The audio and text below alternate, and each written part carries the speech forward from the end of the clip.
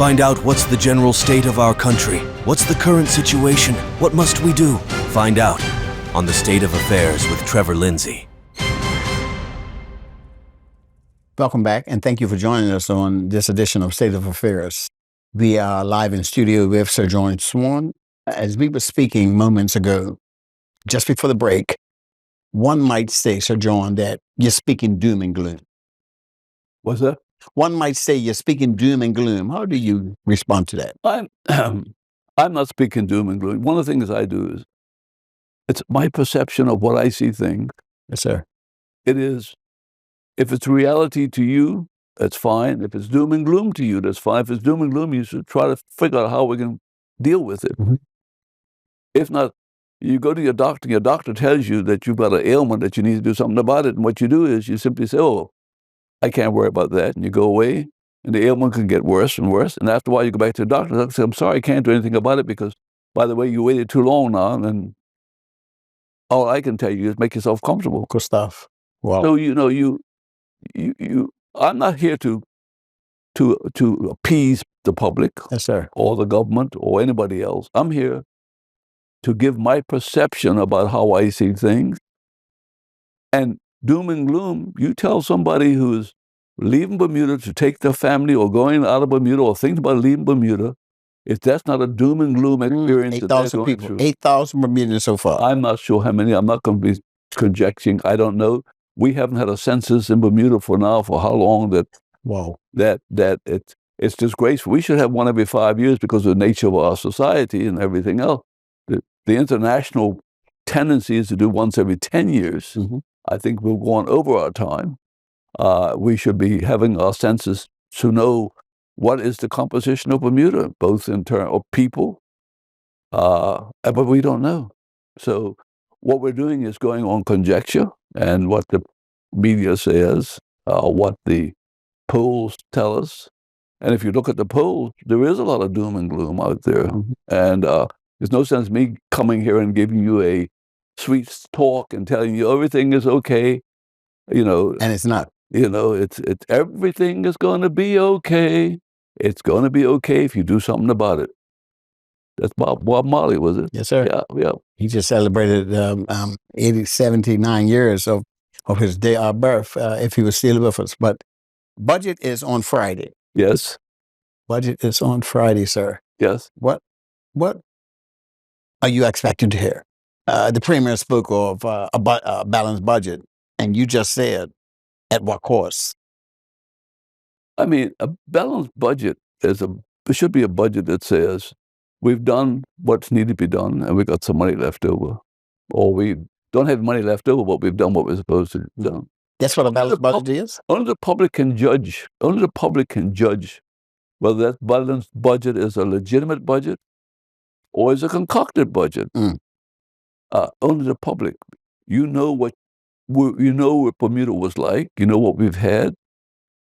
You must be blind if you don't read the papers and see some of the things that are, or listen to your neighbors or listen to your friends, knowing full well what's out there that's happening to Bermuda in terms of deterioration. Mm-hmm. So what is a balanced budget? If I take money from you and keep you from eating and keep you from being able to pay your bill, and at the same time, I don't pass any of it back to you, and at the same time, I spend a lot of it and only have enough left that I can say, oh, by the way, my affairs are balanced, but your affairs are deteriorated. And I think that's what we're seeing. The international business is growing. There's no question about it. We see it in the paper. Mm-hmm. But it's not going to give us the type of money we need. The 15%, it's not going to give us the money we need.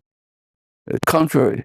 No, and the thing about politicians, and I was a politician, I was a leader, mm-hmm. I went out of politics.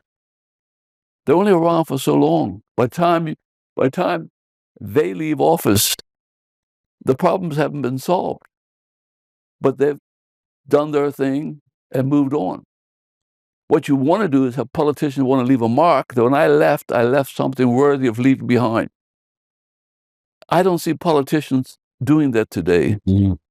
I mean, in education, when I remember talking to the Minister of Education at Victor Scott School when they had a program on it, and I said to him that time, I said, Minister, what you're trying to do, you're never going to do. I said, you're trying to do something without educating the Bermuda public as to what needs to be done. Where are the statistics that tell us the birth rate for the last 20 years and how the curve has occurred? Where are the demographics in Bermuda in terms of where people are living, how many birth rates they're having where they're living? So that when people see you making a decision, it's on the basis, yes, I understand why he's doing it. Now, the minister had all good intention, but I think a bit of this undesirable application.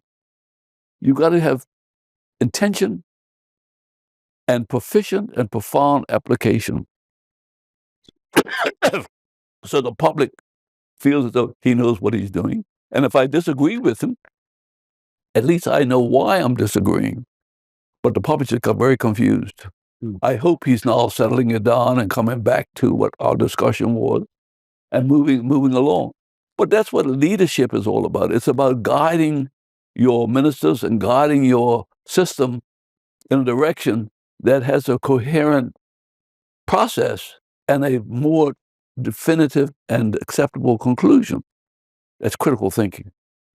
You made mention of the business community. The monies that flow, the dollars that flow through Bermuda and the business that are here, can we not tax that money that goes through goes through?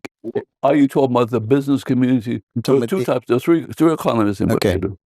There's the international business like reinsurance and insurance and financial services. Exactly. That particular one. The business that service Bermuda, like accounting firms, law firms, and communication firms, that used to be Bermuda firms, are now foreign-owned. Okay. There are very few. There are only two major commercial businesses in Bermuda right now of any significance in trade in Hamilton. People's Pharmacy and Brown & Co. Tell me another one in the black community. Wow. They're all gone. Wow. And most of the business, whether it's Belco or Telco or the banks or the law firms, accounting firms that used to get dividends and reinvest their dividends in Bermuda are now owned by foreigners who get their dividends and take it overseas. They pay it automatically overseas. So the money is not coming back. That's why the government has a problem. Okay. Now, so there's the Bermuda economy international-wise, there's Bermuda economy service-wise, and there's the Bermuda economy domestic-wise that provides services to these companies, right? Service to these companies. And then there's Bermuda, which is civil servant-wise. So there are four different, and the civil service is an economy itself. There are 7,000 people involved with providing all these yes and no answers and facilities and garbage collectors and firemen and policemen, everything else, teachers. But they are controlled by the government, and the end result is you don't have much say if they decide they're not going to fund these things in order to take and look good. But the bottom line is, and the business community, you have no control over those other two entities. We should have something that says, if you do a certain level of business, you will have your auditors you have an audit commission that will look at whether you should be taxed at a certain level. So government's got to a stage where it doesn't understand. It doesn't have any means of revenue that can increase enough just with inflation. Just with inflation. If you've got a 5% inflation on a $6 trillion economy, right? You need 300 million growth per year just to keep up with that. And to do that, you need to be able to find that you got to get money in now to do that. Now, government's saying we'll get 200 million. You're still short. And then you've got to do remedial work that hasn't been done. You can't. So the only way you can do it is by, instead of going to CARICOM and looking to feel good, is to look at North America and look at Europe and look at NATO, which we used to be a part of the bases and everything else, and start negotiating on a more higher level of what benefits we can get out of where we are, what role we can play, and how we can better protect these operations. Don't let the Chinese in, don't let the Russians in, don't let the Iranians come around in our international waters or in our territorial waters. Mhm. And what price they're prepared to pay for that. We trade with these countries. They take our money that we bring in, and we're not getting very much return out of it. We bring it in and we turn around and give it back to them to buy more goods and services.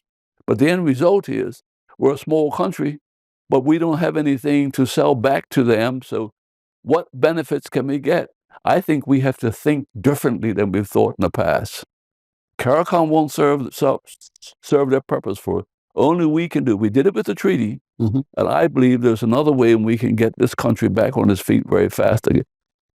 And even if you build buildings now, it's so bad, bricks and mortar, you're paying $1,000 to $1,500 per square foot. Mm.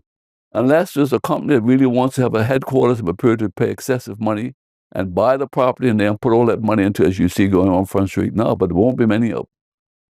So we have to find a way in which we get revenue and really bring Bermuda up to date. I mean, I produced the Bermuda plan 15 years ago, 20 years ago, on Front Street. I was completely ignored by government and by the Corporation of Hamilton. I spent a lot of money.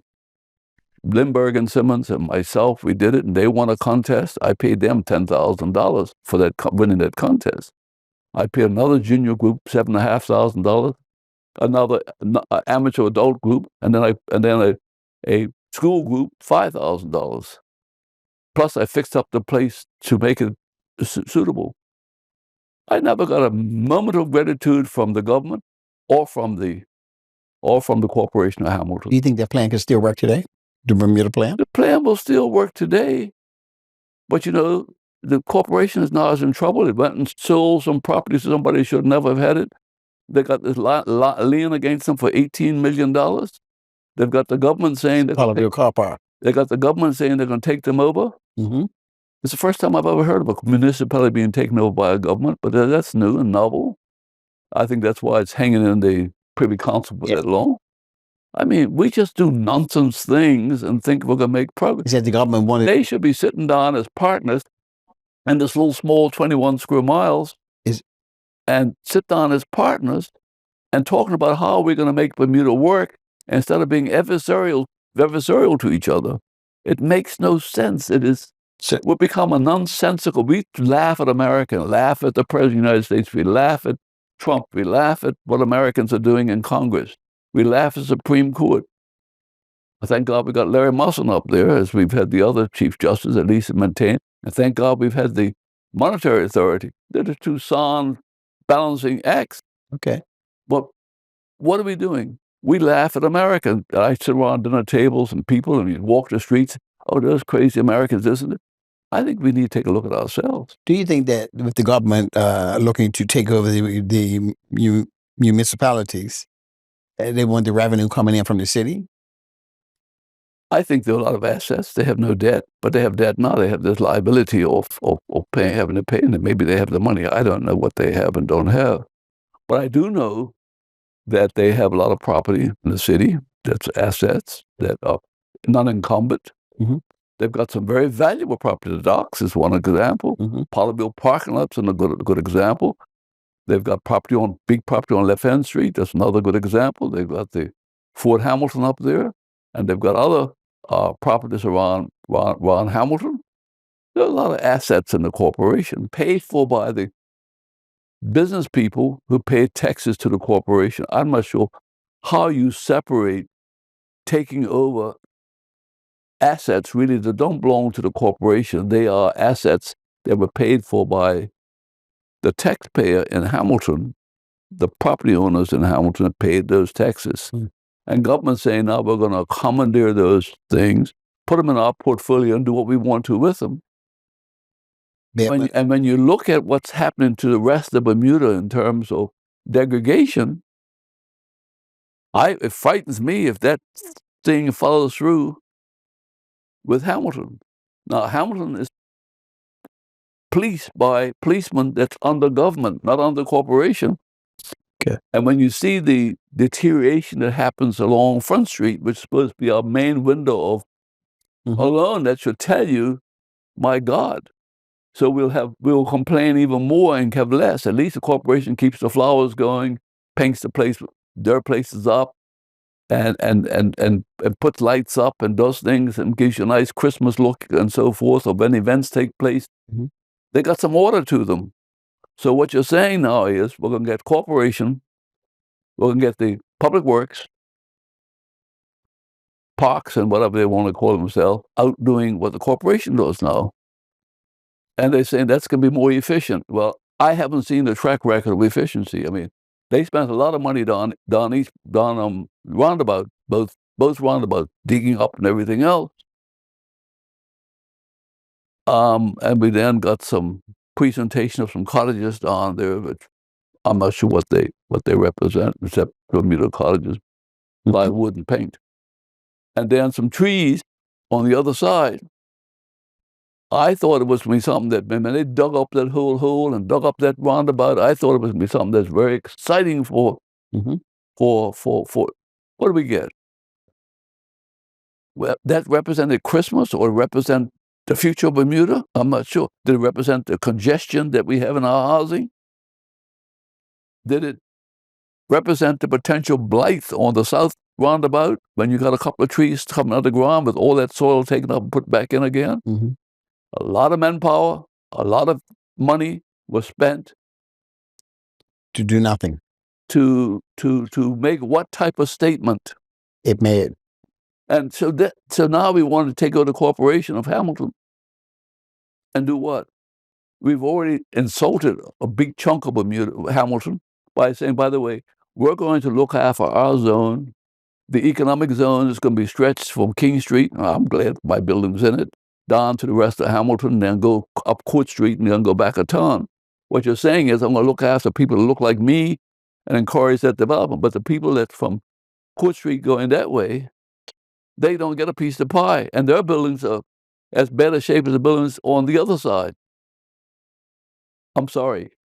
I believe that we should be looking out for all the people of Bermuda. We should be seen to be being fair and just, not be seen to be partial and trying to convince people that I'm going to look after you because you're a particular way. Court Street needs to be developed, but Court Street needs to be developed in concert with the rest of Hamilton. Hamilton, period. On that note, we'll be right back. The show will resume after these messages. Don't go anywhere.